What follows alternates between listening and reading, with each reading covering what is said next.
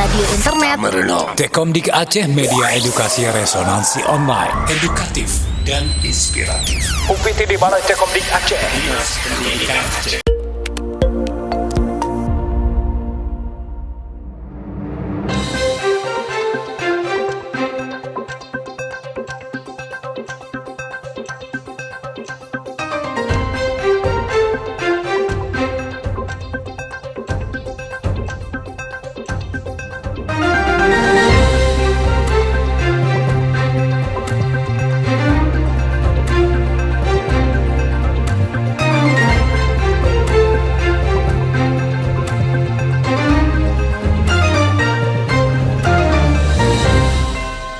Bismillahirrahmanirrahim. Assalamualaikum warahmatullahi wabarakatuh. Rakan Murno, senang sekali kami pada kesempatan hari ini kedatangan tamu dari UNICEF, kemudian juga dari Fatar, ya. Nanti kita akan berkenalan lebih jauh. Dan pada kesempatan kali ini kita kembali berjumpa Rakan Murno di pertemuan Wadah Wicara Radiovisual Raspendika Tammerno.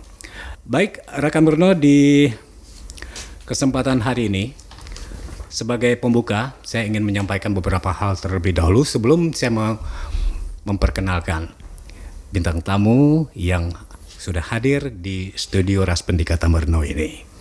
Bahwa sekitar 1 juta penduduk di Aceh ini berada dalam usia remaja.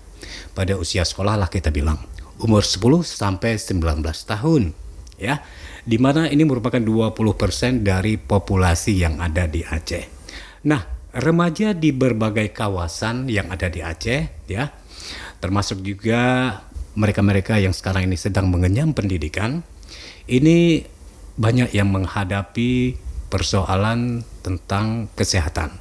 Nah, tentu saja dalam mengatasi resiko-resiko ini wajib kita mengetahui persoalan remaja itu apa yang mereka hadapi, bagaimana juga perilaku-perilaku mereka dalam kesehatan.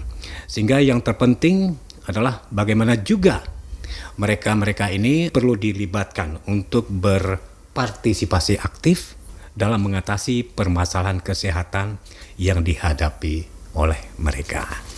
Baik, saya akan memperkenalkan bintang tamu kita untuk membahas satu topik yang sangat menarik yang kami beri titel adalah partisipasi remaja yang bermakna dalam kesehatan. Saya sendiri yang memandu acara ini sebagai host, ya begitu dikatakan, Daniel Abdi dari Raspendika Tammerno. Sudah hadir di studio Raspendika Tammerno. Assalamualaikum, Ibu Dr. Arta Kamelia dari UNICEF Jakarta, Indonesia. Selamat datang di Raspendika Tammerno. Gimana Bu, apa kabarnya? Terima kasih Pak Daniel. Assalamualaikum warahmatullahi wabarakatuh. Halo rekan Miorono semuanya, apa kabar? Semoga semua dalam keadaan sehat-sehat. Amin. Senang bisa hadir hari ini untuk bergabung dan berbagi mengenai bagaimana kita bisa meningkatkan partisipasi remaja dalam kesehatan. Kemudian ada juga Bang Hafiz Akram. Nah, Bang Hafiz Akram ini aktif di Fatar. Apa itu Fatar, Bang Hafiz? Iya, Bang baik. Akram. Terima kasih Pak. Selamat sore, selamat pagi teman-teman semuanya. Rakan Meruno. Nama saya Hafiz Akram dari Forum Anak Tanah Rencong sebagai fasilitator. Nah, kalau Forum Anak Tanah Rencong atau Fatar nih Pak, sapaannya itu merupakan wadah partisipasi anak yang dibina langsung oleh pemerintah. Nah, jadi Fatar ini Forum Anak tingkat provinsi dibina langsung oleh Dinas Pemberdayaan Perempuan dan Perlindungan Anak Provinsi Aceh, seperti itu. Ini ada teman-teman kami lagi di kabupaten kota sampai tingkat desa yang paling bawah, seperti itu. Wah, ini tentu ternyata dari segi lapisan-lapisan yang ada dari organisasi-organisasi untuk kita bisa menanggulangi ataupun berpartisipasi dalam kesehatan remaja ini, kiranya sudah ada organisasi-organisasi seperti Fatar ini. Iya, benar. Oke. Baik, rekan Berno, untuk sesi pertama dulu nih, segmen pertama dulu saya akan ke Ibu Dr. Arta Kamelia. Ibu, ini saya ingin untuk pertanyaan awal ini bisa nggak kira-kira dijelaskan dulu ini ya, kenapa kira-kira yang ada terpikirkan oleh UNICEF untuk berpartisipasi untuk melibatkan remaja dalam upaya kesehatan. Iya. Oke. Jadi rekan Merono, seperti tadi udah disampaikan juga oleh Pak Daniel, di Indonesia kita semua tahu bahwa penduduk kita jumlahnya sekarang cukup besar, Pak ya. Cukup besar. Ada 270 juta. Kurang lebih. Dan 2/3-nya ini di usia produktif. Artinya dia aktif, berkontribusi untuk komunitas dan negara itu pada usia 15 sampai 49 tahun. Dari jumlah penduduk ini hampir sama sebenarnya dengan di Aceh. Di Aceh tadi sampaikan 20%, secara Indonesia itu ada 17% yang berusia 10 sampai 19 tahun. Ini adalah usia remaja, itu sekitar 46 juta. Jadi cukup besar jumlahnya. Dan memang di sini mengapa kita penting perlu untuk mengikut sertakan remaja dalam upaya kesehatan, karena mereka akan menjadi generasi penerus. Harapannya juga Indonesia nanti seperti mana dicanangkan oleh pemerintah Presiden Jokowi, kita ingin mencapai remaja emas tahun 2045. Jadi memang peranan remaja akan sangat penting untuk mendorong supaya kita bisa menghasilkan generasi yang berkualitas. Iya, ini memang harus segala sesuatu yang kita programkan, apalagi untuk remaja seperti ini ya, untuk kesehatan mereka. Memang kita punya dasar-dasar pijakan terlebih dahulu, melihat sesuatu kenyataan ataupun realitas yang terjadi sehingga kita dapat menemukan solusi terbaik. Baik, kemudian juga tentu ini dengan realitas yang ada ini ya, Ibu Dr. Arta, sebenarnya kalau kita lihat ini memang masa transisi dari masa kanak-kanak ke masa dewasa ya, ini memang banyak menimbulkan risiko bagi kesehatan dan kesejahteraan remaja ya, pergaulan ya, kemudian bisa kita katakan juga ya pergaulan terutama, kemudian juga lingkungan ya mereka. Nah, tentu ini ada tantangan tersendiri ini Ibu Arta, bahwa kesehatan pada remaja ini banyak persoalannya, sehingga penting melibatkan remaja itu sendiri. Menurut Dokter Arta bagaimana ini sebenarnya untuk melibatkan mereka ini? Jadi memang masalah kesehatan remaja ini ada berbagai macam hal, Pak. Jadi tahun 2021 kebetulan kami dari UNICEF mencoba menganalisa data. Jadi data-data ini kami dapat dari dunia secara global, kemudian juga dari regional dan juga data yang ada di Indonesia sendiri. Jadi dari data tersebut sebenarnya ada beberapa hal yang menjadi masalah isu remaja. Pertama terkait konsumsi tembakau, merokok. Jadi memang merokok ini prevalensi atau jumlah remaja yang merokok itu bahkan dari usia 14 tahun ya, di bawah 14 tahun tuh meningkat di Indonesia. Cukup tinggi, baik pada remaja putri maupun yang laki-laki. Nah, kemudian yang kedua juga masalah kesehatan mental, atau mungkin teman-teman rekan Merono tahu tentang kesehatan jiwa ya. Jadi Indonesia ini masalah seperti kecemasan, kemudian beberapa anak juga mengalami depresi, bahkan kasus bunuh diri cukup tinggi, Pak. Jadi ini merupakan hal yang sangat mengkhawatirkan ya, apalagi mungkin kemarin situasi 3 tahun terakhir dengan pandemi, kita tidak bisa bersosialisasi, banyak remaja harus membatasi bertemu dengan temannya dan sebagainya, itu kadang-kadang menimbulkan juga tekanan psikologis. Kemudian yang ketiga tadi sampaikan juga perubahan iklim. Perubahan iklim. Jadi beberapa wilayah ada yang mengalami polusi udara, kemudian juga ada yang mengalami kepanasan yang berlebihan karena mereka beraktivitas di luar. Jadi bisa juga mengganggu kesehatannya, atau hujan berlebihan menimbulkan banjir, ini juga akan sangat mengganggu. Jadi sebenarnya 3 hal tersebut ditambah mungkin hal lain seperti juga gizi. Jadi gizi ini tantangan kita sebenarnya ada 2, mungkin rekan Marono tahu. Jadi program nasional kita ada stunting. Tapi di beberapa tempat juga ada overweight. Jadi kelebihan berat badan karena kurangnya aktivitas fisik. Sekarang remaja banyak bermain gadget. Nah, game-game online dan sebagainya, sehingga mereka cenderung untuk duduk ya di tempat, jadi lupa waktu, kemudian jadi tidak ada aktivitas di luar. Betul. Jadi ini memang masalah kesehatan yang kita amati terus meningkat. Dan kita memang berharap dengan melibatkan remaja sendiri, mereka bisa meningkatkan pengetahuannya, mereka bisa juga memilih mana yang baik buat diri mereka sendiri, dan mengembangkan potensinya, itu supaya potensinya bisa dikembangkan secara optimal. Betul. Nah, itulah juga tadi persoalan seperti lompatan kemajuan teknologi ya. Betul. Artinya jangan melulu serta-merta hanya untuk hiburan saja, kira-kira seperti itulah. Sebentar saya beralih ke Bang Hafiz Akram. Ya, tentu tadi sudah melihat, sudah mendengarkan bagaimana realitas yang disampaikan oleh Ibu Dr. Arta Kamelia. Kira-kira Bang Hafiz, seperti apa ya kondisi yang diharapkan oleh kalangan remaja agar ini mereka bisa dapat berpartisipasi dalam hal kesehatan? Mungkin bisa berbagi dulu ya. Silakan. Ya, baik. Kalau dibicara terkait tentang kondisi yang diharapkan, pastinya adalah di mana kondisi yang tidak membahayakan dan juga tidak mengancam tumbuh kembang anak seperti itu.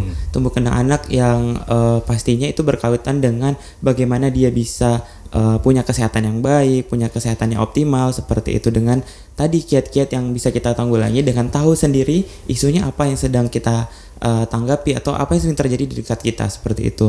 Yang Fatar ataupun Forum Anak Tanah Rencong Respon sendiri adalah bahwasannya karena tugas kami juga mengadvokasi dan melakukan pengembangan kapasitas untuk teman-teman anak dan juga remaja, kami terus berusaha untuk melakukan upaya-upaya preventif terkait tentang pencegahan untuk isu kesehatan. Salah satunya adalah di mana kami bisa mengadvokasikan kepada pemerintah terkait misalnya isu tembakau ataupun rokok. Nah, kami juga mengadvokasikan isu rokok ini melalui Suara Anak Aceh. Nah, Suara Anak Aceh itu adalah aspirasi yang ditampung melalui sidang suara anak. Nah, kalau di tingkat orang dewasa ada sidang paripurna DPR. Nah, kalau di anak-anak di forum anak itu kami namanya punya sidang suara anak. Nah, itu kami mengumpulkan aspirasi untuk diadvokasikan kepada pemerintah, diaspirasikan kepada pemerintah. Nah, salah satunya adalah undang-undang kawasan tanpa rokok yang ada di Aceh sendiri. Betul. Dan itu perlu digaungkan lebih bagaimana orang dewasa juga bisa lebih responsif terhadap isu-isu itu. 10 juta sekarang. Dendanya. Tidak di Kota Banda Aceh dulu sudah menjadi kanun ya? Iya, ada kanun kawasan tanpa rokok. Itu juga dioptimalkan melalui pengembangan kabupaten kota layak anak, seperti itu salah satunya. Selanjutnya terkait misal baru saja kita menanggapi bahwasanya di Aceh ini ada KLB polio kemarin itu. Nah, teman-teman forum anak juga berupaya menyasar teman-teman kami dari sampai tingkat desa untuk bisa tadi mengedukasi tingkat yang paling utama dan juga mengkampanyekan terkait tentang pencegahan polio dan juga pentingnya imunisasi untuk anak-anak supaya tadi ke depannya teman-teman juga bisa terjaga kesehatannya, juga punya kesadaran lebih tinggi, seperti itu. Jadi yang terpenting adalah bagaimana forum anak, masyarakat dan juga pemerintah itu bisa sama-sama mengupayakan terkait isu kesehatan supaya tidak mengganggu tumbuh dan berkembangnya anak-anak itu sendiri. Iya.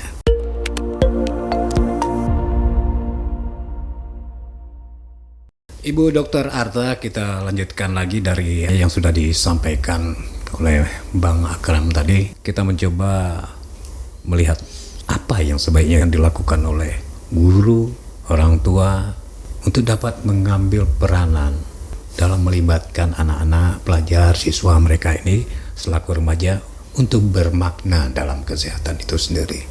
Ibu Arta. Ya, jadi seperti sampaikan tadi Pak, usia remaja ini kan sebenarnya usia transisi. Ya, dari dia anak mau menuju ke dewasa.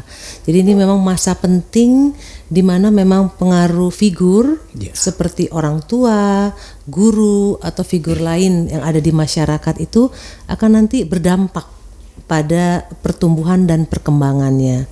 Jadi di sini memang orang tua dan guru itu menjadi sumber informasi, merupakan juga support system gitu yang bisa membantu mereka memahami jadi hal-hal baru yang mungkin menarik tapi belum tentu baik, supaya mereka bisa menilai gitu, oke, apakah ini baik untuk saya, bisa saya lakukan atau perlu saya hindari gitu.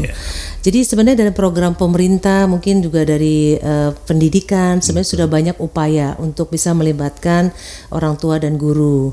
Di sekolah mungkin juga rekan Merono pernah mendengar ada upaya kesehatan sekolah. Saat ini pemerintah juga mengembangkan upaya kesehatan sekolah lebih luas. Betul. Jadi kita sudah mulai memasukkan materi-materi terkait kesehatan jiwa. Jadi guru akan lebih paham apa sih sebenarnya isu masalah kesehatan jiwa ini gitu. Kadang-kadang orang berpikir kesehatan jiwa ini udah yang berat ya Pak ya. Udah seperti orang yang dengan ODGJ gitu. Padahal sebenarnya tidak sampai situ. Kadang-kadang ada hal kecil, berbagi sharing gitu, berbagi masalah dengan teman dan sebagainya, itu juga bisa membantu mereka untuk mengatasi masalahnya. Jadi kesehatan jiwa ini sudah masuk ke dalam upaya kesehatan sekolah. Guru diberdayakan, diberikan materi, dibantu, dan juga anak remaja yang di sana dilibatkan. Jadi mereka nanti akan jadi seperti peer educator. Jadi peer educator itu mungkin teman sebaya ya, edukator sebaya yang bisa nanti membantu temannya. Jadi seperti menjadi UKS ya, gitu ya. Betul, sebagai narasumber juga. Jadi kan kalau teman sesama teman usia sama bicaranya bahasanya juga lebih enak gitu ya. Mengajak mereka kalau ada masalah dan sebagainya untuk mencari misalnya bantuan atau hal tersebut.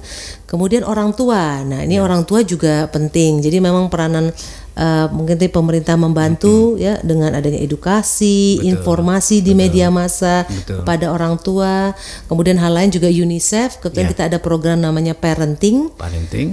Jadi parenting ini menyiapkan nanti misalnya orang muda yang mau berkeluarga supaya dia paham menjadi orang tua itu bukan sesuatu yang otomatis sebenarnya. Jadi kadang-kadang kita perlu membekali juga mereka dengan pemahaman bagaimana bisa membantu anak tuh, mendidik dan membesarkan anak. Iya, segala sesuatunya kan preventif dulu nih ya, supaya dapat menjamin kesehatan mereka bisa berdampak di usia dewasa kan. Kita semua berakumulasi kadang-kadang ya, seperti itu Bu Dokter ya. Oke, saya beralih dulu nih ke Bang Akram kembali ya. Jadi Bang Akram ya, yang selama ini dengan Fatarnya ya, tentu ada mungkin hal-hal yang bisa direkomendasikan kepada pemerintah Aceh untuk bagaimana bisa memfasilitasi pemenuhan kesehatan remaja. Sejauh pemahamannya bagaimana nih, Bang Akram? Silakan. Baik, terima kasih. Akram yang sampaikan kali ini itu bukan pendapat Akram pribadi, karena ya berdasarkan sidang suara anak seperti itu nih Akram sampaikan. Jadi sidang suara anak tetap itu yang kami gaungkan. Jadi harus berdasar ya. Betul. Jadi ini diikuti sama teman-teman Forum Anak 23 Kabupaten Kota dan perwakilannya dihadirkan ke Banda Aceh. Tahun ini menghasilkan 7 poin suara anak. Nah, ini dia. Ini akan juga kami terus suarakan dan advokasikan ke pemerintah dan direkomendasikan tadi pastinya. Yang berkaitan dengan isu kesehatan ini ada 4 nih dokter. Nah, berarti kan dari 7 ada 4 itu hampir keseluruhannya luar biasa sekali. Jadi yang Akram sampaikan ini adalah advokasi dari teman-teman, aspirasi dari teman-teman, bukan Akram sebagai orang dewasa. Jadi hari ini hanya penyambung lidah karena sifatnya adalah fasilitator tadi. Yang pertama rekomendasi ingin kami berikan adalah pemerintah memfasilitasi dan mendorong penerapan pola asuh yang baik kepada masyarakat guna meminimalisir angka pernikahan usia anak dan stunting. Nah, jadi ada yang harus dilakukan oleh pemerintah, upaya strategis untuk mendorong tadi pola asuh, tadi orang tua salah satunya, dan juga guru di sekolah untuk minimalisir di pernikahan usia anak karena berdampak juga pada stunting seperti itu. Yang kedua, pemerintah harus mendorong sekolah. Ini tadi guru tadi upaya ada sekolah dalam meningkatkan kualitas bimbingan konseling. Nah, sejalan juga dengan dokter sampaikan sebagai upaya pencegahan perundungan dan rokok di lingkungan sekolah seperti itu. Ini 2 hal yang paling sering terjadi dan beresiko terjadi di sekolah, khususnya tadi perundungan baru saja terjadi di Aceh dan itu sangat miris. Khususnya ini juga berdampak di kesehatan mental teman-teman remaja dan juga anak, dan juga isu rokok tadi yang terjadi di sekolah seperti itu. Jadi didorong dari peran guru, khususnya guru yang ada di bimbingan konseling seperti itu. Maaf, mungkin sedikit saya jeda dulu. Perundungan ini memang saya juga melihat seperti puncak gunung es. Benar. Saya kira seperti itu. Memang banyak yang muncul, satu dua yang muncul, tapi di tataran di bawah ini mungkin lebih banyak lagi, Bu Dokter. Betul. Oke, itu rekomendasi yang kedua. Iya, benar Baik, sekali. ada yang ketiga tadi? Ada yang ketiga, pasti ada. Yang ketiga, pemerintah harus memperhatikan serta memfasilitasi segala bentuk anak di panti asuhan seperti itu. Betul. Karena seperti yang kita ketahui ada teman-teman kita yang berkebutuhan khusus ataupun AMPK, anak-anak yang memerlukan perlindungan khusus. Ini khususnya teman-teman di panti asuhan juga kami melihat harus sama dan merata juga fasilitas-fasilitas kesehatan dan juga kebutuhan yang disediakan di panti asuhan seperti itu. Terus yang keempat terakhir, pemerintah mengoptimalkan pembangunan fasilitas yang ramah anak yang mendukung anak disabilitas di setiap daerah seperti itu. Nah, tadi sejalan juga ada teman-teman kita yang kurang beruntung, teman-teman kita disabilitas ataupun difabel yang memerlukan fasilitas yang ramah terhadap anak. Kadang ada puskesmas yang mungkin tiba-tiba akses fasilitas kesehatan itu di lantai 2 misalnya. Sementara ada teman-teman kita yang disabilitas butuh akses secara cepat dan juga perlindungan memerlukan hal yang khusus. Ini sehingga bisa dioptimalkan tadi pembangunan yang lebih aman dan juga ramah untuk anak-anak disabilitas seperti itu. Khususnya teman-teman yang butuh akses fasilitas kesehatan.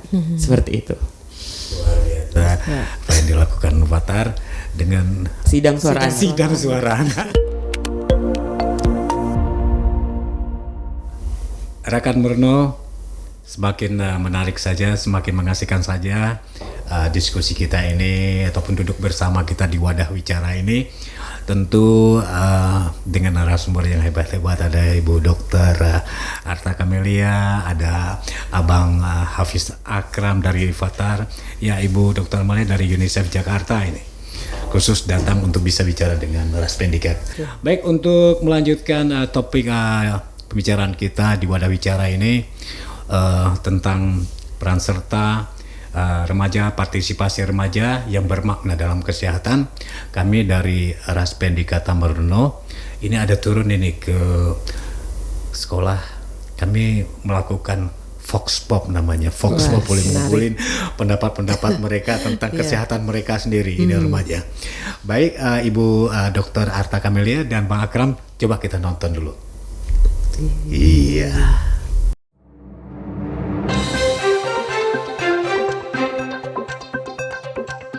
Untuk masalah kesehatan itu mungkin untuk cowok itu kebanyakan sekarang udah banyak banget yang ngerokok, dan itu kan membahayakan diri sendiri dan membahayakan lingkungan juga tentunya yang menghirup asap rokok itu.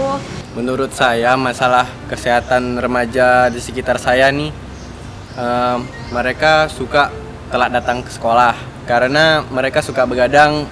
Zaman sekarang nih kan udah terpengaruh oleh gadget-gadget yang kayak seperti game, aplikasi sosmed, terus nggak pada fokus main rank gitulah, sampai mereka juga telat tidur. Menurut saya persoalan remaja di lingkungan sekitar saya itu sering terkena yang namanya kesehatan mental. Contohnya seperti ada yang terkena bullying di sekolahnya.